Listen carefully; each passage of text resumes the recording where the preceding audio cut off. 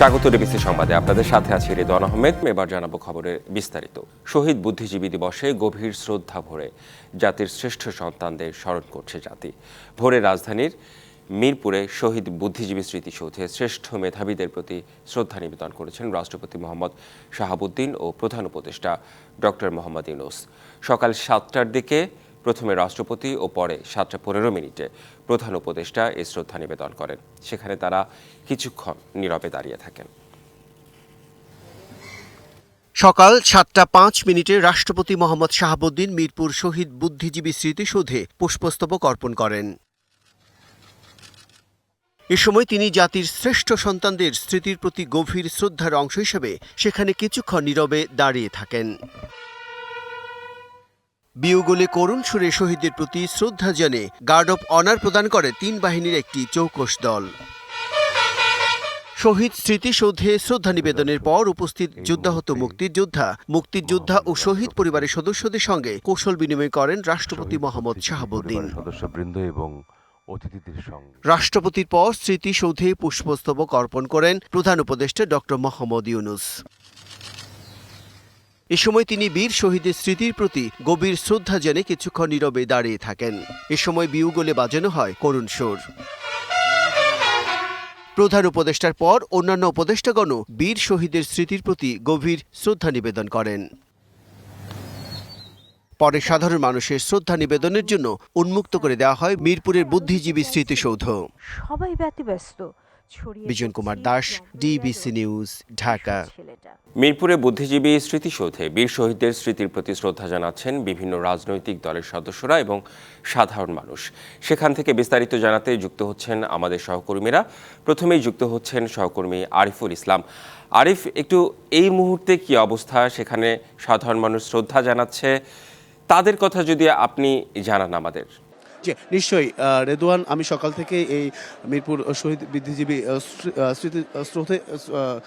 স্মৃতিসৌধে অবস্থান করছি। এখানে মূলত যে বিষয়টা একেবারেই নেতাকর্মী থেকে শুরু করে বিভিন্ন রাজনৈতিক দলের নেতাকর্মী থেকে শুরু করে বিভিন্ন সংগঠন এবং ছাত্র সমাজ, পাশাপাশি নানা শ্রেণী পেশা মানুষের উপস্থিতি বা ঢল নেমেছে। আমি একেবারে বলা যায় যে এটা হচ্ছে যে এখানে প্রত্যেকেই যে বিষয়টি বলছেন তারা মূলত যে নতুন প্রজন্মের কাছে যেহেতু ৭১-এ একটি স্বাধীনতা হয়েছে, তার পরবর্তীতে ৫ই আগস্টে একটি গণ অভ্যুত্থান হয়েছে, সেই দুটির যে ইতিহাস, সেই ইতিহাস যাতে বিকৃতি না হয় সেটা আসলে দেখতে চান নতুন প্রজন্ম। এবং কি এই ৭১-এর চেতনার পাশাপাশি গণ অভ্যুত্থানের যে বিষয়গুলো আছে সেগুলো ধারণ করে এগিয়ে যাওয়ার পাশাপাশি তারা বিভিন্নভাবে এই গৌরবময় দিনটা সবার কাছে যাতে পৌঁছে দেয় বা ইতিহাস সম্পর্কে জানাতে পারে, সেই বিষয়গুলো কিন্তু তারা বলে যাচ্ছেন। ইতিমধ্যে আমরা জানেন রেদওয়ান যে বিএনপির পক্ষ থেকে বিএনপির যে তৃণমূল পর্যায়ের নেতাকর্মী সহ কেন্দ্রীয় নেতৃবৃন্দরা তারা কিন্তু এসে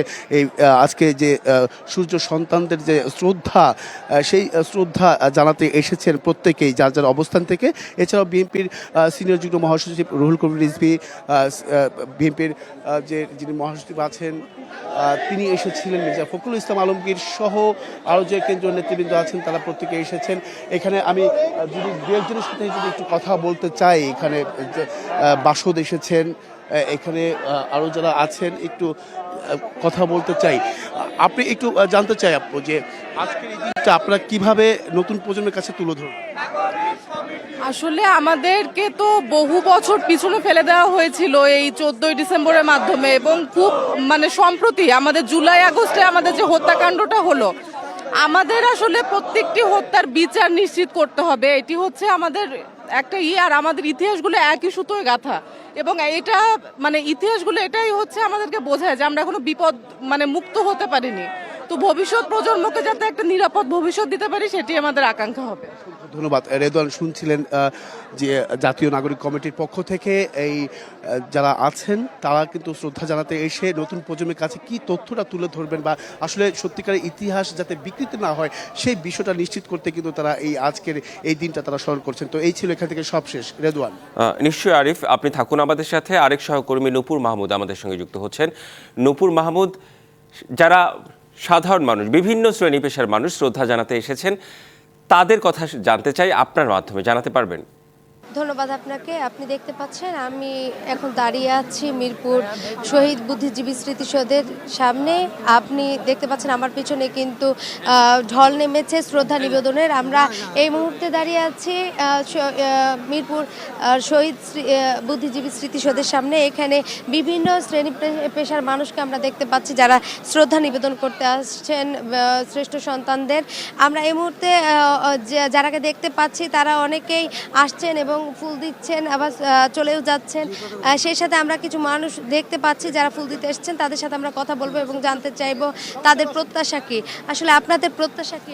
আমাদের নতুন প্রত্যাশা, প্রথমত আমরা দুঃখের সাথে বলতে চাই 17 বছর পরে আজকে যে এই 14ই ডিসেম্বরে যে আমরা স্বাধীনতা দিবস পালন করতে এসেছি, এটা মনে হয় আমরা একটা অমিত্রর মতো, যেহেতু দল করি, দলের প্রত্যাশা নতুন বাংলাদেশ করা, নতুন রূপে যত বাংলাদেশে যত দল আছে এক হইয়া দেশটাকে কিভাবে এগিয়ে নিয়ে যাব, স্বাধীনতার সার্বভৌমত্ব যেভাবে রক্ষা করা হয়, রক্ষা করলে যেভাবে ভালো হয়, আমরা সাধারণ আপমন জনগণকে সব একসাথে এক হয়ে চলবো, এক হয়ে চলে দেশকে এগিয়ে নিয়ে যাব।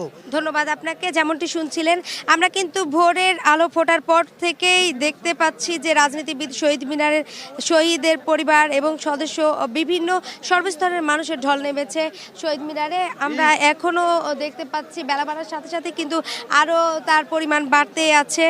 শ্রদ্ধা নিবেদনের জন্য বিভিন্ন নেতাকর্মীরা আসছেন, তারা স্লোগান দিচ্ছে, বিভিন্ন স্লোগানের মাধ্যমে শহীদদের স্মরণ করছেন।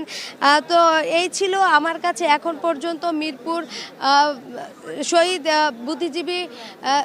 বুদ্ধিজীবী স্মৃতিসৌধ থেকে এখন পর্যন্ত শেষ সংবাদ। জি, নূপুর মাহমুদ এবং আরিফুল ইসলাম, আপনাদের দুজনকে ধন্যবাদ। শহীদদের স্বপ্ন পূরণের ধারাবাহিকতায় জুলাই গণ অভ্যুত্থান মন্তব্য করে আইন উপদেষ্টা আসিফ নজরুল বলেছেন, একটি দলের ব্যর্থতা যেন পুনরাবৃত্তি এবং রাষ্ট্র গড়ার সুযোগ নষ্ট না হয় সে বিষয়ে সবাইকে সহযোগিতার আহ্বান জানান তিনি। মিরপুরে শহীদ বুদ্ধিজীবী স্মৃতিসৌধে জাতির শ্রেষ্ঠ সন্তানদের প্রতি ফুল দিয়ে শ্রদ্ধা জানিয়ে তিনি এসব কথা বলেন। এদিকে মোহাম্মদপুর রায়ের বাজার বৌদ্ধভূমি স্মৃতিসৌধে বীর শহীদদের স্মৃতির প্রতি শ্রদ্ধা জানানোর পর মুক্তিযুদ্ধ বিষয়ক উপদেষ্টা ফারুক ই আজম বলেন, বিগত স্বৈরশাসকের আমলে মানুষের মুক্ত বুদ্ধির চর্চা বাধাগ্রস্ত হয়েছে। এখন মুক্ত পরিবেশে সবাই মুক্ত বুদ্ধির চর্চা করতে পারবে বলে মন্তব্য তার। রাষ্ট্রের প্রতিটি মুক্তিযোদ্ধাদের মূল্যায়ন নিশ্চিত করা হবে বলেও জানান মুক্তিযুদ্ধ বিষয়ক উপদেষ্টা। ৭১ মুক্তিযুদ্ধ, আমাদের শহীদ বুদ্ধিজীবীরা আছেন, মুক্তিযোদ্ধারা আছেন, ওনারা যে স্বপ্ন, যে প্রত্যয় এবং যে ভালোবাসা, দেশের প্রতি ভালোবাসা নিয়ে যে সংগ্রামে ঝাঁপিয়ে পড়েছিলেন, সেটারই কন্টিনিউয়েশন ছিল আমাদের জুলাই গণ অভ্যুত্থান। একদলীয় মানসিকতার জন্য, একটা দলের ব্যর্থতার জন্য আজকে কোনোভাবেই যেন সেই ব্যর্থতার পুনরাবৃত্তি না হয়। আমাদের তরুণদের আত্মত্যাগের বিনিময়ে রাষ্ট্র গড়ার যে দ্বিতীয় সুযোগ আমরা পেয়েছি, সেই সুযোগ যেন আমরা কোনোভাবেই নস্যাৎ না করি। মুক্তিযুদ্ধ হয়েছে জাতিগতভাবে, তারা যে অবদান কিংবা যে ত্যাগ, যে বীরত্ব মুক্তিযুদ্ধে প্রদর্শন করেছে, সেটা ৭১-এর নিরিখেই নির্ণীত হবে। জনগণ থেকে সরে যাওয়ার কারণেই জনবিচ্ছিন্ন হয়ে গেছে আওয়ামী লীগ, এমন মন্তব্য করে বিএনপি মহাসচিব মির্জা ফখরুল ইসলাম আলমগীর বলেছেন, দলটি গণতন্ত্রকে হত্যা করেছে বলেই বুদ্ধিজীবী দিবসে তারা নেই।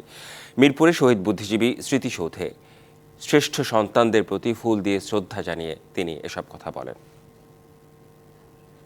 যারা জনগণ থেকে সরে যায়, যারা গণতন্ত্রকে হত্যা করেছে, যারা মানুষকে হত্যা করেছে, গণতান্ত্রিক স্বাধীনতা মানুষদেরকে যারা স্বাধীনতায় বিক্রি করে দিয়েছে, তারা অবশ্যই জনগণ থেকে বিচ্ছিন্ন হয়ে গেছে। সঙ্গত কারণেই আজকে তারা সেখানে অনুপস্থিত। শহীদ বুদ্ধিজীবী দিবসে মোহাম্মদপুর রায়ের বাজার বৌদ্ধভূমি স্মৃতিসৌধে বীর শহীদদের স্মৃতির প্রতি শ্রদ্ধা জানাচ্ছেন বিভিন্ন রাজনৈতিক দলসহ সর্বস্তরের মানুষ। সেখান থেকে যুক্ত হচ্ছেন আমাদের আরও দুই সহকর্মী, যুক্ত হচ্ছেন সাব্বির রোজ এবং রিফাত তাসনুভা। শুরুতেই চলে যেতে চাই সাব্বির রোজ, আপনার কাছে একটু সেখানে যারা শ্রদ্ধা জানাতে এসেছেন তাদের বক্তব্যই মূলত জানতে চাই, তাদের প্রত্যাশা, তারা কি বলছেন। আপনি জানেন, আজকে পুরো জাতি গভীরভাবে স্মরণ করছে জাতির সেই বীর সন্তানদের, যাদের হত্যার মাধ্যমে পাকিস্তানি পাক হানাদার বাহিনী ভেবেছিল বা তাদের এই ঘৃণ্য পরিকল্পনা ছিল যে একটি জাতিকে মেধাশূন্য করার।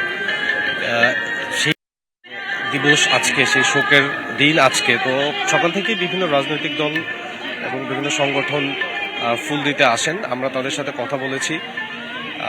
তারা যেটা বলছে যে জ্ঞানভিত্তিক যে রাজনীতি চর্চা সেটি হওয়া উচিত এবং এক্ষেত্রে তরুণদের এগিয়ে আসার আহ্বান জানিয়েছেন।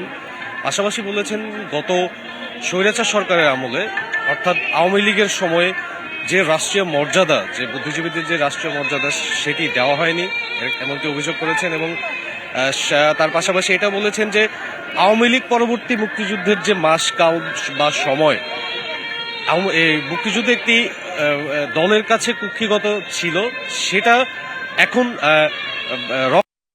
এখন পুনর্গঠন করার এখন একটি সময় এসেছে এবং তরুণরা যেটি বলছেন যে তারা একটি মুক্ত বাতাসে মুক্ত জ্ঞান চর্চা করতে চায় এবং এই স্বাধীন বাংলাদেশের যে লক্ষ্য ছিল, স্বাধীন বাংলাদেশের যে লক্ষ্যগুলো নিয়ে আমাদের জাতির বীর সন্তানরা যুদ্ধ করেছে, সেই বাংলাদেশ বাস্তবায়নে তারা এগিয়ে আসতে চায় এবং বিএনপির নেতাকর্মীরা এসেছিলেন।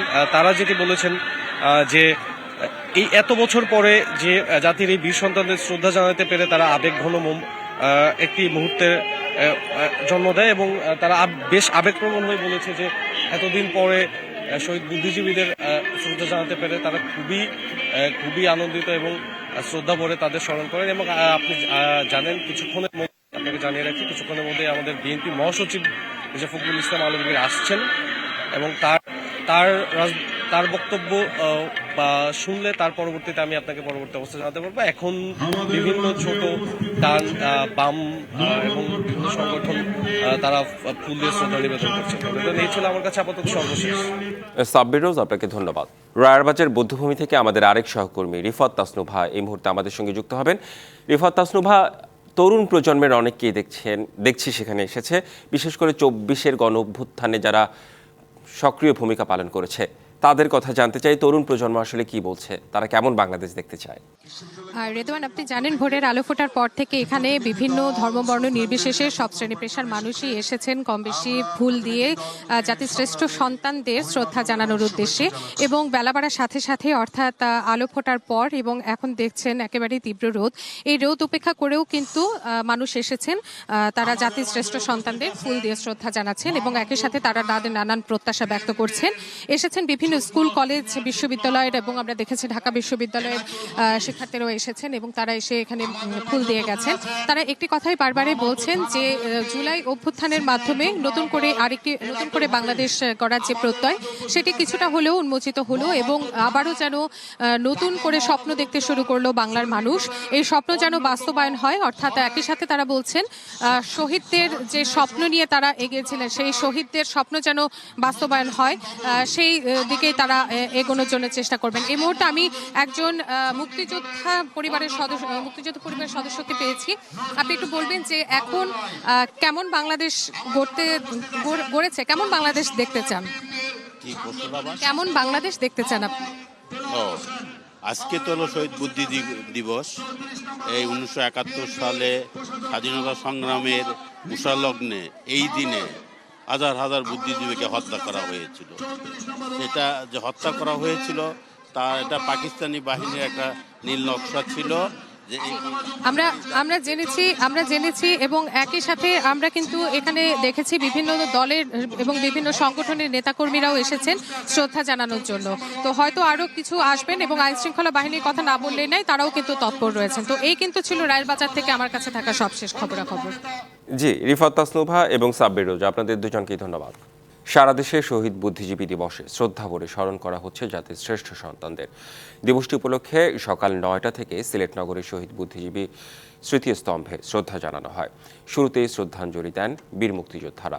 এরপর বিভাগীয় কমিশনার, পুলিশ প্রশাসন, জেলা প্রশাসন, সিটি কর্পোরেশন সহ বিভিন্ন সংস্থা শ্রদ্ধা জানান। বৈষম্যহীন দেশ গঠন, গণতান্ত্রিক ধারা অব্যাহত রাখা সহ শহীদ বুদ্ধিজীবী ও মুক্তিযুদ্ধের স্মৃতি সংরক্ষণের দাবি জানান বিভিন্ন শ্রেণী পেশার মানুষ ও রাজনৈতিক নেতারা। এদিকে খুলনার গাল্লামারী বৌদ্ধভূমির স্মৃতিসৌধে প্রশাসন, রাজনৈতিক ও বিভিন্ন সাংস্কৃতিক দলের পক্ষ থেকে ফুল দিয়ে শ্রদ্ধা জানানো হয়। পরবর্তীতে পর্যায়ক্রমে শহীদ বেদিতে শ্রদ্ধা জানান সর্বস্তরের মানুষ। যে জাতির এই শ্রেষ্ঠ সন্তানদের যেন আমরা যথাযথ মর্যাদা দিতে পারি, তাদের যেন আমরা মূল্যায়ন করতে পারি, এতটুকুই আজকের দিনে। বুদ্ধিজীবী দিবসের শহীদদের রক্তের বিনিময়ে অঙ্গীকার যে বাংলাদেশকে রক্ষা করতে হবে, সবার আগে বাংলাদেশ এবং সবার আগে বাংলাদেশ নিয়ে আমরা টিকে থাকবো। স্মরণ করছি যারা শহীদ বুদ্ধিজীবী, যারা শহীদ হয়েছেন দেশের জন্য।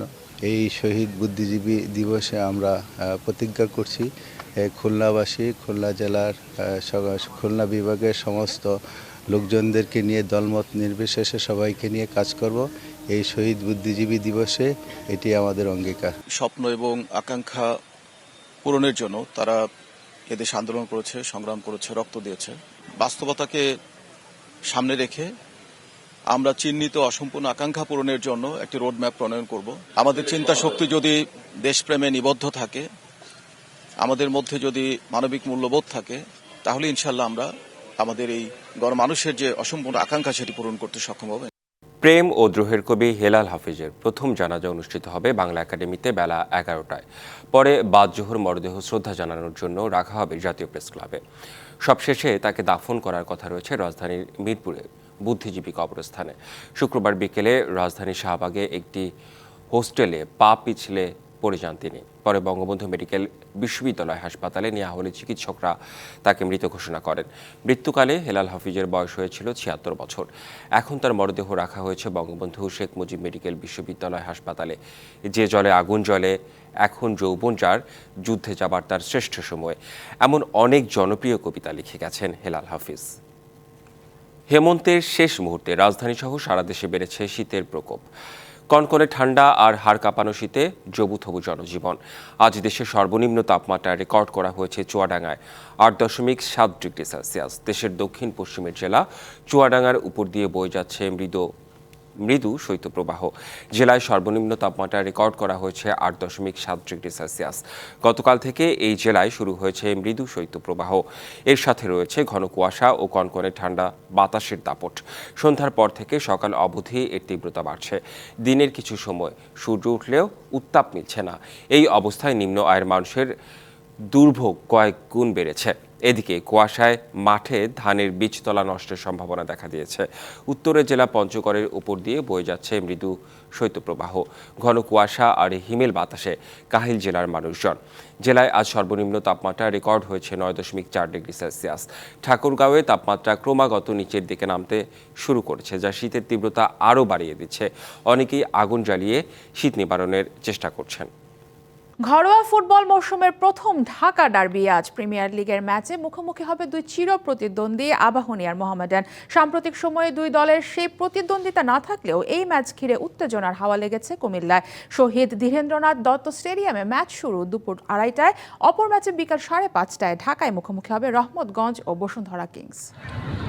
গত মৌসুমে রানার্স আপ হলেও এই মৌসুমে প্রথমবার লিগ শিরোপা জয়ের মিশনে নেমেছে মোহামেডান। লিগের শুরুটাও দারুণ করেছে সাদা কালোরা, তবে নিজেদের সবশেষ ম্যাচে ফেডারেশন কাপে হারতে হয়েছে রহমতগঞ্জের কাছে। সে কারণে চির প্রতিদ্বন্দ্বীদের সাথে মাঠে নামার আগে সাবধানী সাদা কালোরা। নিজেদের প্রথম ম্যাচে ঢাকা ওয়ান্ডারার্স ক্লাবকে ৬-০ গোলে উড়িয়ে দিয়ে পরের ম্যাচেই ৫ বারের চ্যাম্পিয়ন বসুন্ধরা কিংসকে ১-০ ব্যবধানে হারায় সাদা কালোরা। লিগের ২ রাউন্ড শেষে তালিকার শীর্ষেও অবস্থান করছে তারা। তাই নতুন রাউন্ডেও জয়ের ধারা বজায় রাখার পরিকল্পনা মোহামেডানের। সব প্লেয়ার ফিট আছে, আমার ফরেন লোকাল। লাস্ট ম্যাচ এখানে বসুন্ধরার সাথে উইন করে গেছে। ইনশাল্লাহ আমরা জিতার জন্যই ফুটবল খেলবো। ঐতিহ্যের বিচারে আবাহনী মোহামেডান সমান্তরাল অবস্থানে থাকলেও এই মৌসুমে শক্তির বিচারে কিছুটা এগিয়ে মোহামেডান। এ ম্যাচে মোহামেডানের বড় শক্তি বিদেশিরা, আর আবাহনীকে খেলতে হচ্ছে কোনো ফরেন রিক্রুট ছাড়াই। যদিও দেশিদের নিয়েই মৌসুম শুরুর ৩ ম্যাচ জিতেছে আকাশে নীলরা। প্রিমিয়ার লিগের ২ ম্যাচ আর ফেডারেশন কাপের ১ ম্যাচেই জয় এসেছে আবাহনীর। মোহামেডানের সাথেও তাই জয়ের ধারা ধরে রাখার আশা কোচ মারুফুল হকের। আমি মনে করি এই মুহূর্তে বসুন্ধরার পরে মোহামেডান টিম, তারপর আমি মনে করি আবাহনী ইনশাল্লাহ মোহামেডানকে কোনো অংশে ছাড় দিবে না, কারণ আবাহনীর মতোই খেলতে চাচ্ছে। নামে ঢাকা ডার্বি হলেও দুই দলের খেলাটা হবে কুমিল্লায়। যদিও দুই জায়ান্টের এই ম্যাচ ঘিরে প্রচারণার অভাব হতাশ করেছে স্থানীয় সমর্থকদের। সারা মাহবুব, ডিবিসি নিউজ ডেস্ক। নারী সাফ চ্যাম্পিয়নশিপ জয়ের পর ফিফা র্যাঙ্কিংয়ে 7 ধাপে গিয়েছে বাংলাদেশ। 139 থেকে এগিয়ে সাবিনা তহুরাদের অবস্থান এখন 132-এ। সাফ শিরোপা ধরে রাখার পর থেকে দারুণ সময় কাটাচ্ছে নারী ফুটবলাররা, পাচ্ছেন সংবর্ধনা, মিলছে উপহার। সর্বশেষ র্যাঙ্কিং প্রকাশের পর থেকে মধ্যবর্তী সময়ে যোগ হয়েছে 21.37 রেটিং পয়েন্ট। প্রকাশিত নারীদের র্যাঙ্কিংয়ে সবচেয়ে বেশি উন্নতি করেছে এস্তোনিয়া ও সৌদি আরব, দ্বিতীয় সর্বোচ্চ উন্নতি হয়েছে বাংলাদেশের। ইউরোপিয়ান ক্লাব ফুটবলের রাতে মাঠে নামবে লিভারপুল, আর্সেনাল আর রিয়াল মাদ্রিদের মতো ক্লাবগুলো। ইংলিশ প্রিমিয়ার লিগে টেবিলের শীর্ষে থাকা লিভারপুল রাত 9টায় মাঠে নামবে ফুলহামের বিপক্ষে। একই সময় আর্সেনালের প্রতিপক্ষ এভারটন, অন্যদিকে লা লিগায় রাত 2টায় স্প্যানিশ জায়ান্ট রিয়াল মাদ্রিদ আতিথেয়তা নেবে রায়ো ভায়াকানের। প্রিমিয়ার লিগে নভেম্বরের সেরা খেলোয়াড় হয়েছেন মোহাম্মদ সালাহ। এই স্ট্রাইকারের দুর্দান্ত ছন্দ টেবিলের শীর্ষে রেখেছে লিভারপুলকে। সে কারণেই রাতে আনফিল্ডে ফুলহামকে আতিথেয়তা দেওয়ার আগে হালকা মেজাজে আর্নে স্লটের ছেলেরা। লিগে 14 ম্যাচে 35 পয়েন্ট নিয়ে তালিকার শীর্ষে আছে অলরেডরা। দারুণ ছন্দে আছে আর্সেনালও। রাতে ব্লুদের প্রতিপক্ষ এভারটন। নিজেদের খেলার শেষ 6 ম্যাচের 5 ম্যাচেই জয় নিয়ে মাঠ ছাড়া আর্সেনালের লক্ষ্য এই টেবিলের টপে থাকা লিভারপুলের সাথে পয়েন্ট ব্যবধান কমানোর। 15 ম্যাচে 29 পয়েন্ট নিয়ে টেবিলের 3-এ আছে মিকেল আর্তেতার আর্সেনাল। এ ম্যাচ জিতলে টেবিলের 2-এ উঠে যাবে গানাররা। অন্যদিকে তালিকার তলানিতে থাকা টফিদের লক্ষ্য নিজেদের অবস্থান এগিয়ে নেয়া।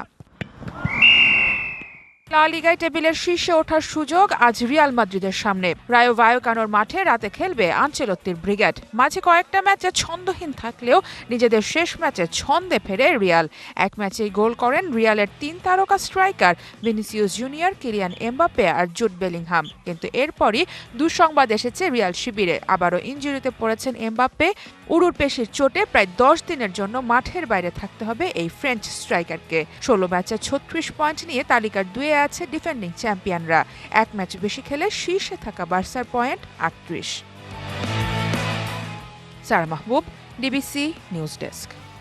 ক্যারিয়ারে প্রথমবারের মতো বোলিং অ্যাকশনের জন্য নিষেধাজ্ঞা পেলেন সাকিব আল হাসান। বোলিংয়ে ত্রুটি খুঁজে পাওয়ায় সাবেক এই বিশ্বসেরা অলরাউন্ডারের বোলিং নিষিদ্ধ করেছে ইংল্যান্ড ও ওয়েলস ক্রিকেট বোর্ড। গত সেপ্টেম্বরে সারের হয়ে কাউন্টি খেলার সময় তার বোলিং নিয়ে প্রশ্ন তোলে কাউন্টি ক্রিকেট কর্তৃপক্ষ। চলতি মাসের শুরুতে ইংল্যান্ডের বার্মিংহামের লাফবরো ইউনিভার্সিটির মেডিকেল বিভাগে বোলিং অ্যাকশনের পরীক্ষা দেন সাকিব। বিশেষজ্ঞদের সামনে সেই পরীক্ষায় মোট 4 ওভার বল করতে হয় সাকিবকে। ইংল্যান্ডের বোলিং অ্যাকশনের এই পরীক্ষায় অকৃতকার্য হওয়ায় খেলতে পারবেন না কাউন্টিতে, তবে অন্য কোথাও এই নিষেধাজ্ঞা কার্যকর হবে না।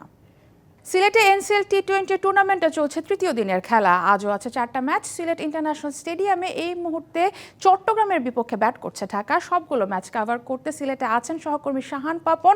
সরাসরি যোগ দেব তার সাথে। পাপন, একদিনের বিরতি পর আবারও এনসিএল মাঠে গড়ালো। সকালের শুরুতে কুয়াশার যে সমস্যাটা আউটার ফিল্ডে ছিল, আজও কি সেই সমস্যাটা হয়েছে কিনা? ধন্যবাদ স্যার। আসলে আমরা প্রথম দিন থেকেই যেটা দেখতে পেয়েছিলাম যে সিলেটে কিন্তু ঘন কুয়াশার কারণে আসলে সকালবেলা একটু সমস্যা হয়, বিশেষ করে কখনো টস হতে দেরি, কখনো বা ম্যাচই শুরু হতে দেরি, কখনো বা কার্টেল ওভারের খেলাও আমরা দেখতে পেয়েছি। এবং বিকেল নাগাদ তখন কিন্তু আবারও ঠিক একই সমস্যা দেখা দেয়, অর্থাৎ ডিএল মেথডে খেলা শেষ করতে হয়। সিলেট আউটার স্টেডিয়ামে এই সমস্যাগুলো হয়ে থাকে। সাধারণত এই শিডিউল অনুযায়ী এই গ্রাউন্ডে যে ম্যাচগুলো রাখা হয়েছে সেই ম্যাচগুলো সকাল 9টায় রাখা হয়েছে এবং সিলেট ইন্টারন্যাশনাল ক্রিকেট স্টেডিয়ামের যে ম্যাচগুলো সেগুলো সকাল 9:30 রাখা হয়েছে। কিন্তু সকাল 9টার ম্যাচগুলোতেই আসলে দেখা যায় সমস্যা। সেখানে আসলে ঘন কুয়াশার কারণে শুরু করা যায় না ম্যাচ। 10:30 কিংবা 10টা নাগাদ শুরু হয়। আজকেও কিন্তু সেই একই সমস্যা হয়েছে, 10টা নাগাদ শুরু হয়েছে। সিলেট একাডেমি গ্রাউন্ডের যে ম্যাচটা এখন শুরু হয়েছে সেই ম্যাচটা। এবং 2 ম্যাচে, অর্থাৎ এখন যে 2 ম্যাচ হচ্ছে 2 গ্রাউন্ডে, সেখানে কিন্তু আসলে ঢাকা আছে 2 জায়গাতে, একটা ঢাকা মেট্রো আর একটা ঢাকা বিভাগ। আমরা ঢাকা মেট্রোকে দেখলাম বেশ ভালোই খেলছে, তবে ঢাকা বিভাগ কিন্তু চট্টগ্রাম বিভাগের বিপক্ষে তারা আসলে 50 রানের আগেই 6 উইকেট হারিয়ে ফেলেছে। অর্থাৎ মুদ্রার উল্টো পিঠেও দেখা যাচ্ছে এখানে। প্রথম দিনে যেরকম রানের বন্যা বয়ে গেছিল, এখন কিন্তু সেটা আর ওইভাবে দেখা যাচ্ছে না। এখন দেখার বিষয় যে হাই স্কোরিং ম্যাচ হয় কিনা দিনের যে বাকি ম্যাচগুলো আছে সেখানে। সারা পাপন, ধন্যবাদ আপনাকে। দীর্ঘ 11 বছর পর বিপিএলে ফিরে বাজিমাতের আভাস দিচ্ছে চিটাগং কিংস। দলটির আইকন সাকিব আল হাসানের খেলা নিয়ে শঙ্কা থাকলেও শরীফুল, শামীম পাটোয়ারি, পারভেজ ইমনদের মতো দেশীয় তারকারা মাঠ মাতাবেন চিটাগং জার্সি গায়ে। আর বিদেশি কোটায় মঈন আলী, অ্যাঞ্জেলো ম্যাথিউসের মতো অভিজ্ঞদের ওপর ভরসা রাখছে দলটা। বিপিএল নিয়ে দল পরিচিতির ধারাবাহিক পর্বে আজ থাকছে চিটাগং কিংসের আদ্যপ্রান্ত। বিপিএলে চিটাগং কিংসের পথ চলা শুরু হয়েছিল সেই 2012 সালের প্রথম আসরে। তবে প্রথম 2 আসরের পর আর বিপিএলে দেখা যায়নি তাদের। এরপর কেটে গেছে আরও 10টি আসর। দীর্ঘ 11 বছর পর এবার বিপিএলে ফিরে অনেকটা চমক নিয়ে হাজির হয়েছে কিংরা। বিশ্বসেরা অলরাউন্ডার সাকিব আল হাসানকে দলে ফেরানো কিংদের সবচেয়ে বড় চমক। কিন্তু দলের সেরা এই খেলোয়াড় আদৌ দেশে ফিরে বিপিএল খেলতে পারবেন কিনা তা নিয়ে এখনও শঙ্কা রয়েছে। সরকার পতনের পর বিদায়ী টেস্ট ম্যাচও মিরপুরে খেলার সৌভাগ্য হয়নি সাকিবের। বলতে গেলে সাকিবের ক্রিকেট ক্যারিয়ারই এখন ঝুলে আছে অনেকটা যদি কিন্তুর উপর। তারপরও বিশ্বসেরা এই তারকাকে নিয়ে এখনও আশায় বুক বেঁধে আছে ফ্র্যাঞ্চাইজিটি। বিশেষভাবে আমাদেরকে এখনো কিছু জানানো হয়নি, তো সেই ক্ষেত্রে আমরা এখনো পুরোপুরি আশাবাদী যে উনি আসতে পারবেন এবং খেলতে পারবেন। আমার সাথে কথা হয়েছে, আমি কয়েকটা প্রশ্ন করেছিলাম ওনাকে রিসেন্ট কিছু নিউজ দেখার পর, যেগুলো উনি আমাকে বলছে ওগুলো একটাও সত্যি না। সাকিব শেষ পর্যন্ত খেলতে পারবেন কিনা সেটা ভবিষ্যতের জন্যই তোলা থাক। তবে দলের যে শক্তিমত্তা তা দিয়ে এখনও ফেভারিটের তকমা লাগিয়ে আছে কিংরা। ব্যাটিংয়ে পারভেজ ইমন, শামীম পাটোয়ারির মতো হার্ড হিটাররা আছে চিটাগং ডেরায়। সেই সাথে মোহাম্মদ মিঠু, নাইম ইসলামের মতো সিনিয়রদের ওপর আস্থা রেখেছে ফ্র্যাঞ্চাইজিটি। বোলিংয়ে ত্রাস ছড়াতে আছেন টাইগার পেসার শরীফুল ইসলাম। তার সাথে খালেদ আহমেদ এবং অনূর্ধ্ব 19-এর মারুফ মৃধাও প্রস্তুত প্রতিপক্ষকে ঘায়েল করতে। বিদেশিদের মধ্যে অভিজ্ঞতাকে প্রাধান্য দিয়েছে দলটি। মঈন আলী, ম্যাথুজদের মতো ক্রিকেটাররা বড় ভূমিকা রাখবে চিটাগং জার্সিতে। এছাড়া উসমান, হায়দার আলীর মতো বিগ হিটাররা তো আছেনই। দলটির হেড কোচের ভূমিকায় দেখা যাবে অস্ট্রেলিয়ার শন টেটকে। আর ব্র্যান্ড অ্যাম্বাসেডর হিসাবে চিটাগংয়ে যুক্ত হচ্ছেন পাকিস্তানের Shahid Afridi. Shahriar Hossain, DBC news desk. 2023 সালের Max BSP journalist of the year হয়েছেন সকালসন্ধ্যা.com-এর রাহেনুর ইসলাম। বরাবরের মতো এবারও মোট 8টি ক্যাটাগরিতে দেওয়া হয়েছে পুরস্কার। এছাড়া 3 জন সিনিয়র ক্রীড়া সাংবাদিককে দেওয়া হয়েছে বিশেষ সংবর্ধনা। 2023 সালের সিরিজ রিপোর্টে আব্দুল হামিদ ট্রফি জিতেছেন ফ্রিল্যান্সার তরুণ সরকার। এই বিভাগে রানার আপ ঢাকা পোস্টের আরাফাত জুবায়ের ও 71 টিভির মেহেদি নাইম। ইলেকট্রনিক মিডিয়া সাক্ষাৎকার বিভাগে চ্যাম্পিয়ন টি স্পোর্টসের মাহফুজ আলম।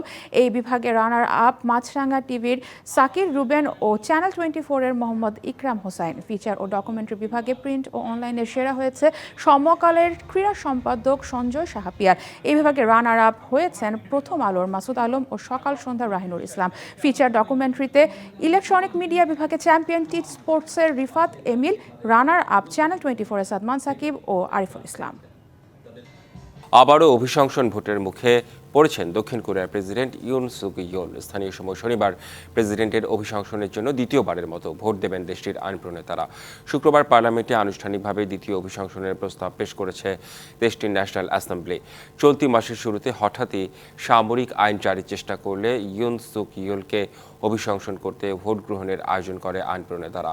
ক্ষমতাসীন পিপলস পাওয়ার পার্টি ভোট বর্জন করায় অভিশংসন প্রচেষ্টা ব্যর্থ হয়। এদিকে গেল সপ্তাহেই এক প্রকাশ্য বিবৃতিতে ইউন সুক ইয়োল জানান গণতন্ত্র রক্ষা করতেই সামরিক আইন ঘোষণা করেছিলেন। পাশাপাশি তাকে অভিশংসন করার সকল প্রচেষ্টা রুখে দেবেন বলেও অস্বীকার করেন। সংবাদে এই ছিল এখনকার মতো। ডিবিসি নিউজের সংবাদগুলো পড়তে ভিজিট করুন dbcnews.tv আর ভিজিট করুন ডিবিসি নিউজের ফেসবুক পেজ এবং ইউটিউব চ্যানেল। সঙ্গেই থাকুন।